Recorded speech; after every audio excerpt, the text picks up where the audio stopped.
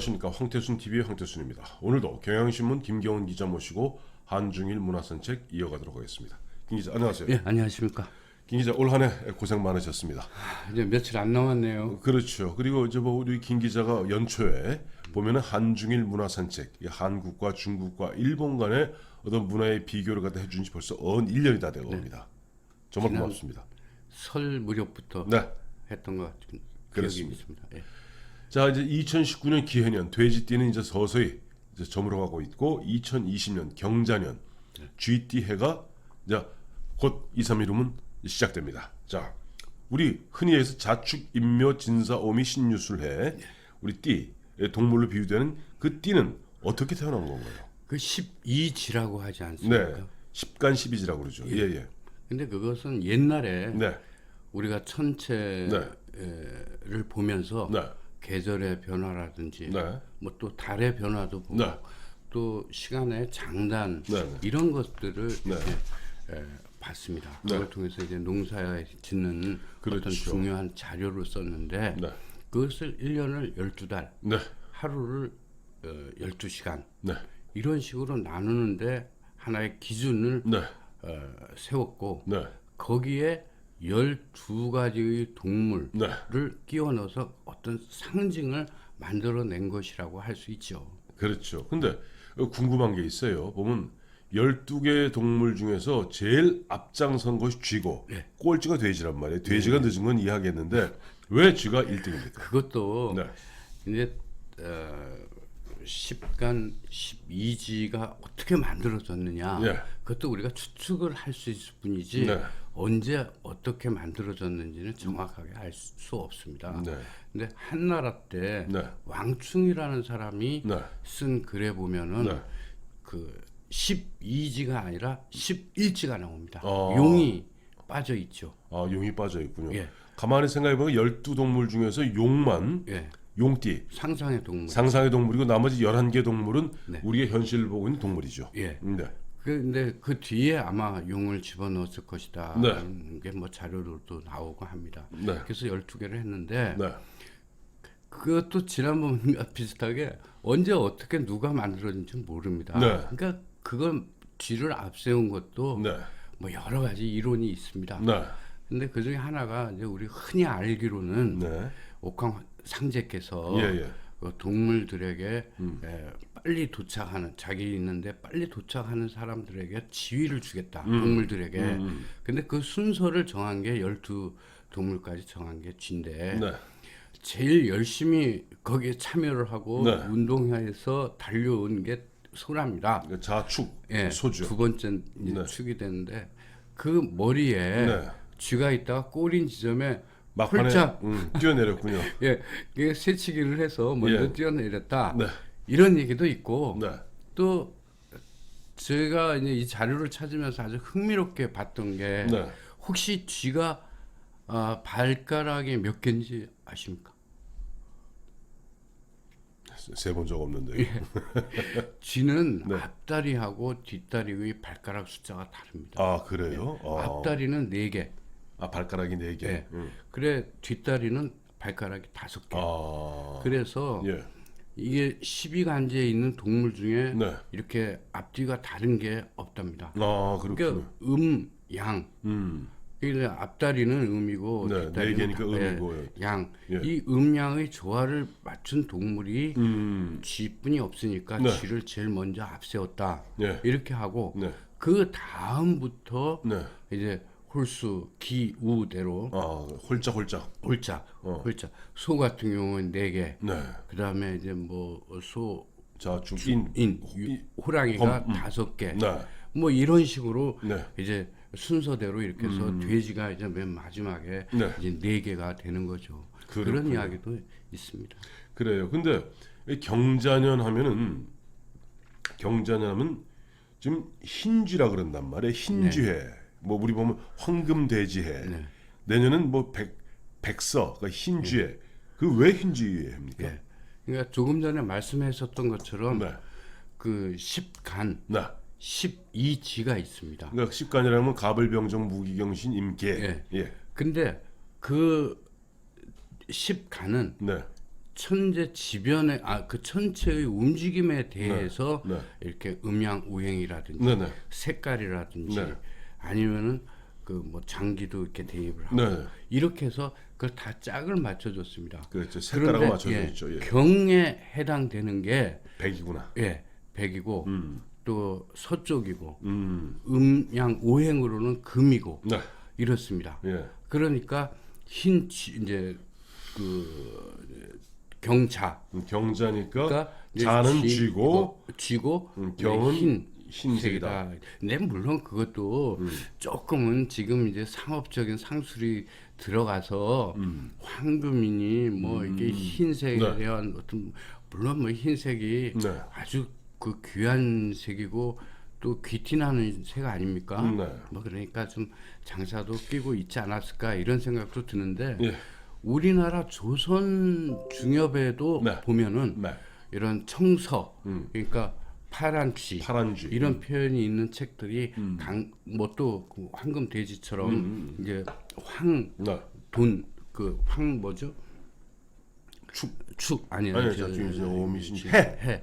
뭐 이런 표현들이 나오는 책들이 네. 있는 것으로 봐서 네. 그때도 뭐 그렇게 색깔로 그 해를 표현하고 했던 것이죠. 그건 굳이 그렇게 했었던 게 네. 우리가 이제 이 60갑자 네. 이거를 가지고 우리가 사람의 성품이라든지 아니면은 한 해의 어떤 길흉 화복이라든지 네. 이런 것들을 점쳐보기도 하고 다양하게 이용했기 때문에 네. 그 숫자가 다양하고 복잡할수록 경우의 수가 많아지고 그 예측력이 높아지는 거니까 그렇게 하지 않았나 하는 생각도 들어. 거기서 두 가지를 좀 말씀드리고 싶은 게 우리가 이제 저랑 이론이 있습니까? 아니 조금 전에 보면 너무 뭐랄까 요즘식으로 해석하시는 것 같아요. 예. 우리 사마천에 쓴 사기 본기 네. 이 보면은 저그 고재기가 있습니다. 이제 네, 유방 네, 이야기인데 있죠. 예. 이 고재 이제 유방이 어느 날 갖다 자고 있다가 지나가는 자기 앞에 있는 그 저 뱀을 갖다 흰 뱀을 칼로 쳐 죽이고 하니까 어느 노파가 엉엉 울면서 적재의 아들이 우리 아들인 백제 아들을 죽였다라고 얘기하는데 이게 뭐냐니까 유방은 그 뭐 오행에 따라서 그 불글 예. 적이에요. 그리고 진나라는 백입니다. 그래서 보면 예전에 보면 우리 한방 등등에서도 보면 그 색깔, 그러니까 동서남북과 중앙을 나누고 색깔도 네. 다섯 그게 개로 나누고 음양 오행이 오행입니다. 근데 여기에서 보면 박근혜 대통령이 취임할 무렵에 그 당시 오방랑이라고 기억하실지 모르겠습니다만 오방랑이 오방랑 향랑 오방랑이라서 5개 주머니에 놨더니 당시 나중에 이제 최순실 이야기가 나오니까 그 당시 모든 방송 등에서 최순실이가 숭구리 당당이라서 박근혜 대통령이 그와 같은 미신에 빠져 있었다 하는 무식한 이야기를 했던 기억이 생생해서 생생합니다.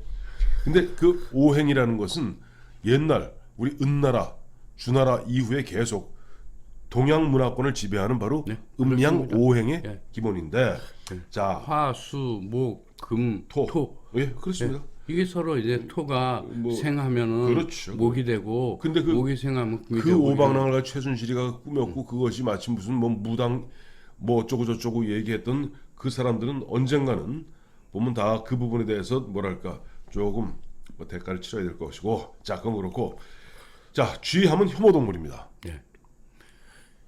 혐오스럽죠. 근데 또 잘 보면 예뻐요.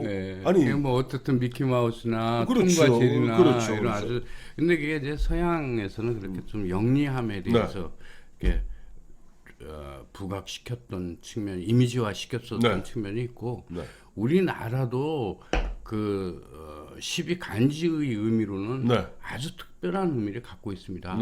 근데 아무래도 이제 농촌 사회에 있어서 가장 중요한 것은 생산력이거든요. 그렇죠. 그 얼마나 많이 이제 자손을 갖느냐 하는 게 대단히 중요한 일인데 그때 농사를 짓는 사람에게서 부의 원천은 결국 노동력입니다. 그렇죠. 쥐의 그 번식력이라는 거는 뭐 상상이 안 갈 정도인데요. 1년에 그 7, 8번 애를 일곱 새끼를 그 낳고 또 한 번 놀 때마다 6마리에서 9마리를 놓고 많이도 놓는다. 심지어 태어난 지 네. 며칠 지나지 않았는데도 교미가 가능한 동물입니다. 그러니까 이거 이 훌륭하다. 번식력이라는 거는 네. 어마어마하죠. 그래서 그런 측면에서는 네. 굉장히 그 특성에 대한 네. 쥐의 특성에 대해서는 네. 그 존중을 했었던 측면이 많습니다. 그래서 네. 그 우리가 이제 뭐 그 농사를 지을 네. 때 쥐와 관련된 풍속들이 몇 가지가 있는데 네. 제일 큰 게 이제 상자일 그것은 네. 이제 새해에 네. 처음으로 맞는 쥐의 날 음. 그때는 그 곡식 그 씨앗을 네. 그 궁궐 행사입니다. 네. 네. 태워가지고 네. 그것을 이제 그 주머니에 넣는데 그걸 자낭이다. 이게 자라는 걸 쥐. 쥐. 예, 주머니다. 이래서 그거를 이제 신하들에게 이렇게 나누어줘서 네. 안녕과 풍년을 빌었고요. 네. 또 농촌이나 이런 시골에서는 네. 콩을 볶을 때 네. 그 뭐 이렇게 그 쥐 주둥이를 지진다, 쥐 주둥이를 지진다 이렇게 이제 그 외우면서 주문을 거는 거죠. 부시렁부시렁 예. 거리면서 예. 그게 무슨 주문이냐면 네. 올해 풍년을 기원하지만 풍년 중에서도 네. 천재지변, 홍수라든지 가뭄이라든지 네. 이런 걸 피하게 해달라 하는 어떤 기원이 담긴 뭐 풍속이라고 하기는 그렇고 어떤 그 속세에 네. 어떤 뭐 그런 민담 같은 이야기죠. 저희 어렸을 때 쥐벌놀이도 했잖아요. 예, 쥐불놀이도 마찬가지입니다. 네. 그게 이제 그 농촌 논두렁에다가 네. 그러니까 결국은 이제 농사를 이제 지키기 위해서 지은 농사를 지키기 위해서인데 네. 쥐를 잡기 위해서 쥐불놀이를 하는데 네. 그거를 이제 불을 놓는 것도 그냥 지푸라기를 불을 붙이는 게 아니라 이렇게 이제 깡통 같은 데다 이렇게 해서 돌리죠. 그 놀이를 만들어서 예. 하나의 문화적 행사로 만든 그런 것이라고 볼 수 있습니다. 이제 앞서 이제 뭐 말씀하시면서 이제 상자일 예, 상자일. 거기 보면은 이제 천재지변이 없기를 갖다 기원한다는데 네. 그 얘기 나면 이제 궁금한 게 두 가지가 있어요. 보면 천재지변을 갖다가 재빨리 알아채는 동물 중에 하나가 쥐입니다. 네, 그렇죠. 그 지진이 있다든가 해일이 있다든가 그런 일이 있을 조짐이 있으면은 인간들은 그걸 깨우치지 못하는데 쥐들이 집단적으로 피난을 갑니다. 지금도 네. 네. 그 광산이나 네, 네. 아니면은 그 배, 네. 뭐 아주 현대화된 뭐 배는 없겠지만 네. 그 배에 쥐가 살아도 네. 어부들이나 네. 이 광산에 일하는 광부들은 쥐를 해치지 않습니다. 왜요? 그게 이제 천재지변, 살려주니까. 지진이나 자기네 이런 게 살려주니까. 있으면 그 바다에서 물에 빠져 죽거나 네. 아니면은 집단적인 이동을 하거나 네. 이러면은 그게 천재지변의 징조로 본다고 합니다. 아 그렇군요. 그 집단적 이동하니까 얼마 전에도 한번 이야기도 나와서 한번 올해도 한번 떠들썩했던 이야기고 저희가 대학 다닐 때도 그 이야기가 한번 우리나라를 들었다 놨다 한 적인데 바로 레밍입니다. 아, 그 레밍이라는 게 기억하시겠어요? 나그네쥐. 나그네쥐인데 그게 1980년 초반인데 5.18 이후입니다. 그때 당시 이제 보면 아마 위컴 사령관일 거예요. 주한미군 사령관 위컴 씨가 그 무슨 인터뷰하는 가운데 대한민국 국민들의 민족성은 기억이 납니다. 예, 민족성은 레밍쥐 같아서 누굴 줄줄줄 따라다니고 그러다 보면 집단적으로 자살을 택하거나 빠져 죽는 네. 꼴을 면키 어렵다고 비난한 적이 있어요. 그 레밍 효과라는 게 있는데 네네. 이게 이제 레밍이라는 쥐가 일종의 그 북극 지방에서 네. 사는 쥐입니다. 네. 그런데 그 뭐 동물들이 자살한다는 거는 참 들어보기 어려운 말인데 이게 쥐 중에서도 네. 자살하는 쥐로 알려져 있어요. 그렇죠. 예. 그런데 그 이유는 잘 모르겠는데 네. 뭐 살아갈 방법이 있지 않겠습니까? 네. 근데 어떻든 자기네들의 생존할 수 있는 이상의 개체수로 네. 번식을 했을 때 네. 레밍 쥐 중에 우두머리의 쥐가 네. 그 바다에 뛰어들면 그 우두머리를 쫓던 쥐들은 모두 다 쥐에 빠져 집단 자살하죠. 예. 바다에 빠져 죽는다고 합니다. 네. 네. 그래서 그거를 이제 일컬어서 네. 어떤 그 아무 생각 없이 네. 어떤 사람들이 하는 행동에 집단적으로 몰려다니는 행동 네. 이런 것을 레밍 효과라고 얘기를 그렇죠. 합니다. 레밍 이펙트라고 합니다. 예, 앞서도 말씀드렸습니다만 1980년 초반에는 주한미군 사령관 위컴 씨가 우리 한국 사람들 좀 뭐랄까 비하하는 말투로 레밍이라는 얘기를 했었고 사실 올해만 해도 올해 작년에 갖고 최근에 보면 우리가 지금 보면은 뭐랄까 중심을 잃고 이리 휘청 저리 휘청 그야말로 쏠림 현상이 있다 보니까 최근에도 우리 한국 사회를 놓고 레밍 효과에서 벗어나지 못한 것이 아닌가 하는 비판이 있는 것 같아요. 좀 안타까운데요. 네. 근데 지금도 그 어제 이제 뉴스를 보니까 조국 뭐 전 장관이 네. 뭐 영장 기각되지 예, 않았습니까? 그 자리에서 뭐 프랭카드 이래 보면 뭐 조국이를 살리자 뭐 이런 프랭카드를 들고 이런 거 있는 거 보면 네. 글쎄요 뭐좀 좀 거시기 하죠. 이럴 때 좋은 표현이 거시기입니다. 애청자 여러분, 참고로 거시기는 정확한 표준말입니다. 그거 갖다 뚜렷하게 이야기하기 어려울 때 거시기하다. 참 보면 지금 현재 한국에 이렇게 쫙 갈라져 있는 모습 보고 아마 외국 사람들은 거시기하다, 레밍 같다라고 뭐랄까 우리를 갖다 좀 비웃지는 않을까 하는 걱정이 앞서는데요. 앞서 레밍 효과 말씀하시면서 이제 그 리더주의, 예. 리더가 이제 뛰어내리면 다 뛰어내린다고 그랬잖아요. 예. 근데 흰 쥐가 리더를 의미하는 예, 것이라면서요. 상징입니다. 어, 흰 쥐가 예, 우두머리, 지도자 네, 이런 거를 상징하는데요. 네, 뭐 쥐의 특성을 얘기하면 아까 번식력을 네, 얘기를 했지만 그것에 못지않게 어떤 영민함 네, 이것도 하나의 특성으로 꼽고 있거든요. 네. 그 중에서도 이 흰쥐가 이제 아마도 그 지도자가 많은 모양이죠. 그런지는 잘 모르겠습니다만 예. 아무튼 그 쥐의 영민함의 상징이 네. 흰쥐입니다. 아, 그게 잘 보여주는 게 예, 우리가 그 꿈을 혹시 쥐 나오는 꿈을 꿔보신 일이 있습니까? 쥐 나오는 꿈 별로 안 꿔봤어요. 제가 이제 꿈을 꾸면 이제 주로 나오는 동물들이 보면은 뱀, 또 용, 뭐 호랑이, 개 이런 건 쥐는 한 번도 없었던 것 같습니다. 근데 그만큼 이제 꿈에 보이기 어려워서 그런지는 모르는데 네, 어떻든 흰 쥐를 꿈에서 네, 보면 네, 그거는 아주 은인이나 어떤 기인의 만나서 큰 도움을 받는다. 대길이구나. 예. 그래서 이제 재물이 들어오는 것을 뜻하고 또 아기를 낳았을 때도 네. 밤에 네, 쥐의 해에 밤에 낳았을 때는 또 큰 돈을 버는 사람으로 치고 또 태몽에서도 네, 이 흰 쥐를 봤을 때는 네. 그 아이가 자라서 국가의 지도자가 된다 이렇게 꿈을 해석을 한다더군요. 제가 아는 사람 중에 하나는요. 저희 모친이 태몽을 꾸었는데 꿈에 네. 모친이 탁 가니까 저 용을 타고 하늘로 올라가면서 마지막 번에 큰 태양을 갖다가 용이 꿀떡 삼키면서 이게 이제 완전 황제 꿈이야. 잉? 예. 근데 막판에 어떤 일이 벌어진 줄 알아요? 이제 보면 용을 타고 하늘에 올라가서 태양을 휙 감는 순간 마지막에 타버렸어요? 아니죠. 옆에 개가 멍짓해 개 꿈이 됐다는 거예요. 자, 용꿈이 개꿈으로 용꿈이 바뀌었네요. 예, 이런 거고.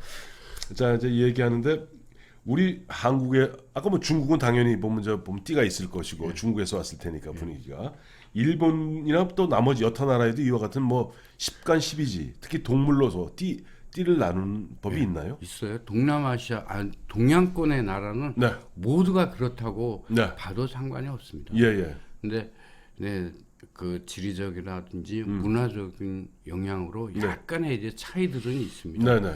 근데 중국하고 우리는 완전히 일치하고요. 아, 그래서 쥐부터 예. 돼지까지 그 해석도 크게 다르지 않습니다. 같고, 예, 예. 그건 뭐 당연히 그 당연하죠. 동물의 특성을 가지고 예. 해석을 하는 것이기 때문에 그렇습니다. 네, 근데 조금 재밌는 것은 일본은 네. 돼지띠가 없고 멧돼지띠가 있습니다. 아, 돼지는 멧돼지나 돼지는 돼지네. 예. 그 이노이라고 예, 예. 얘기를 하는데 예, 예. 그 왜냐하면 네, 그 돼지는 가축이잖아요. 그렇죠. 근데 일본 사람들이 고기를 안 먹었기 때문에 예, 가축 돼지는 그 생각할 수 없었던 거예요. 그냥 당연히 돼지라고 하면 멧돼지를 뜻하는 것이기 때문에 그렇게 됐고요. 예. 그 우리는 또 그뭐 12지라고 얘기를 하는데 예. 중국은 12생소라고 얘기를 합니다. 그런 게 약간의 뭐 차이가 뭐 부르는 이름 정도의 차이가 있고. 네. 근데 흥미로운 것은 태국 같은 나라는 코끼리의 나라 아닙니까? 그렇죠. 그런데 돼지 대신에 코끼리띠가 있습니다. 아, 코끼리띠가 진짜 있구나. 예. 여러분, 코끼리띠가 있답니다. 인도 같은 데는 네. 네, 뭐 거긴 힌두교 영향이 워낙 강하니까 예. 이제 그 용이 아니라 예. 나가라는 상상의 동물로 대체해서 쓰고 예. 또 그 인도에는 그 더운 나라에 숲이나 뭐 정글은 있지만 네네.